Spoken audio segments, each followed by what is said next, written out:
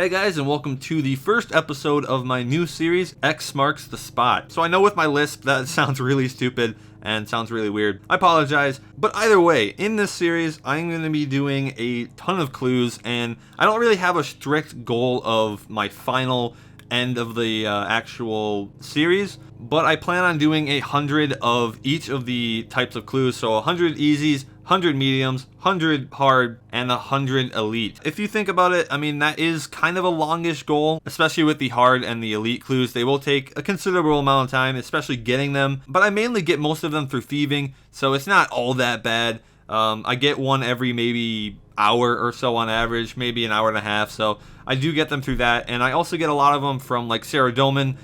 They drop them very commonly there. I usually get an elite within like 5 like Sarah boss kills in a trip, so you know, every trip I go to Sarah, it's kind of like a guaranteed elite. Anyway, this series is very enjoyable for me, and that's why I kind of wanted to make a series that revolves around clues.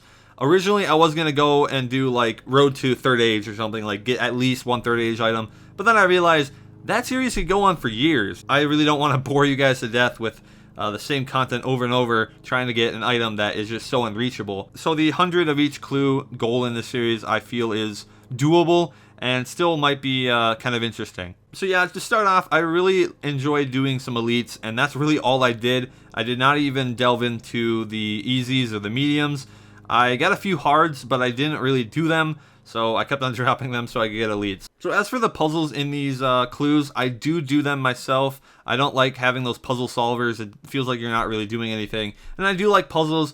Of course, I'm not the fastest ever. I definitely don't have any records, but I feel like I can knock out a puzzle really quickly for me, so that's good enough. Also, on a side note, if you ever have done elite clue scrolls, you'll know when I say that when you get a chaos tunnel scan, you just want to throw the clue away. And I got that a lot. Like, for the first 5 or 6 clues, I got Chaos Tunnel Scan like at least 5 or 6 times in that low amount of clues. So that was very, very annoying. And it just takes so long to do the entire Chaos Tunnel Scan.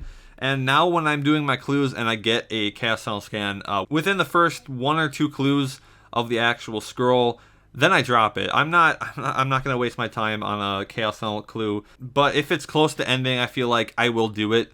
But I really hate that scan. And I much prefer the compass puzzle. I feel like that's a lot more doable, and you don't have to, it's not like trial and error. It's more just pinpointing where it is on the map instead of having that random chance of scanning the right area, you know what I mean? But yeah, I had a lot of fun with these clues, and I really didn't get any good luck. I mean, I got a lot of the normal loot, like a lot of tree seeds and a lot of Dragon Medhelms. I didn't know that they were that common. I got like 11 or something, but that's alright. I didn't really get any super awesome rare loot. My best rare drop, I feel like, is the Bandos plate body, which I think is like only 70k. So that wasn't anything spectacular, but again, each clue roughly averages to be around 250, 300k for elites at least. And yeah, I did like 34 of them, so pretty good progress in this series so far. So yeah, I really don't know what to talk about. I mean, it's just straight up clues. Either way, let's go into the price check and see what I got. Alright, so here are some of the items that I've gotten from the Elite so far. And in this inventory, it's just going to be the regular items. I have the rarish unique loot from the clues in a different price check, and I'll be doing that after this one. I can't really fit everything in one inventory. So as you can see from the loot, you do get a lot of like tree seeds. Like I've gotten 13 palms, 11 yews, and 6 papayas, and you know, other general loot as well. Yeah, it seems like it's a decent amount of money so far, even though of course these clues take forever to get and take forever to do, so it's not really the best money ever. But either way, let's price check and see what it's worth. So this inventory alone is roughly 9.1 mil, and that is pretty sweet. I'm gonna go and grab the rare loot right now, and I will be right back. Okay, here are all the other items from the clues, and these are all the unique items that you get from the clue scrolls, and you can't get these pretty much anywhere else. Now, it's a lot less than it looks like if you're not familiar with these items. Like, for example, these ancient vamp races are only like 2k, and they probably don't even sell. And then these kits are not worth anything either, 5k and 4k. So yeah, the most profitable part of this is probably the purple sweets and probably the rune armor because of the elk values. And it turns out to be only 400k.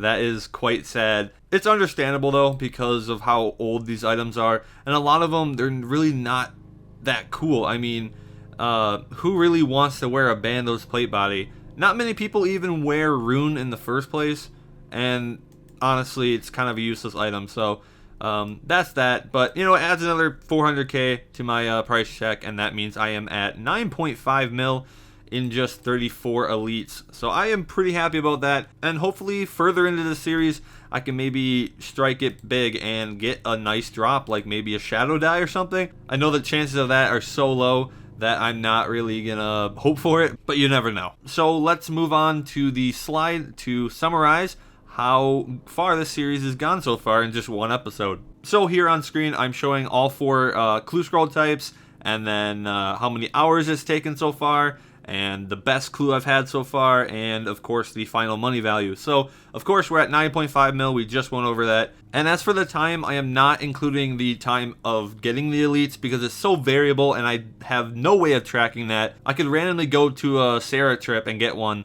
and I really don't know how to measure that. Do I measure that from the start of the trip? Do I measure that from the start of the kill count, or what? So there really isn't any specific way I can measure how long it takes to get a clue. So those hours are just me doing the clues themselves. So that was the first episode of this series, and I hope you guys are enjoying it so far. And I also want to thank Straveros for giving me the idea for this series, as well as giving me the name X Marks the Spot. So thank you, man. And there are also a few other people that helped me as well, like Henson and Adam. So again, thank you guys. But down in the comments, I just want you guys to tell me how I can improve this series in any way. What can I add to it? What can I do differently? I just want to see your guys' input. So I will see you guys in the next video, whatever it is.